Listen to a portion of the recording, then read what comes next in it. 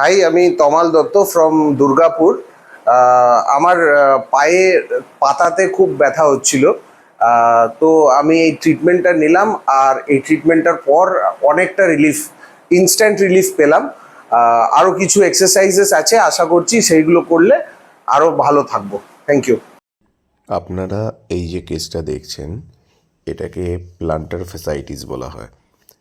তো আমাদের পায়ের তলায় প্লান্টার ফেসিয়া বলে একটি জিনিস থাকে, একটা থিক ব্যান্ড বলা যেতে পারে, যেটা আমাদের হিল বোন থেকে মানে ক্যালকেনিয়াস থেকে আমাদের টো অবধি যেটা থাকে, এবং যেটা আমাদের কাজ হচ্ছে পায়ের স্টেবিলিটি বজায় রাখা, আমাদের চলতে সাহায্য করা, এই সমস্ত কিছু কাজ এটা করে থাকে।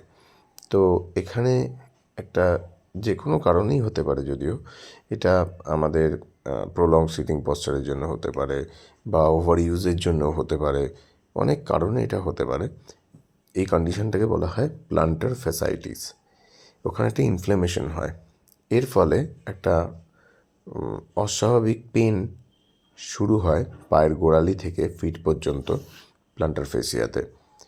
তো এটা এমন একটা কন্ডিশন, যে কন্ডিশনটাতে এমন একটা স্টেজে মানুষ গিয়ে পৌঁছায় যখন মানুষ হাঁটা চলাবার করতে পারে না।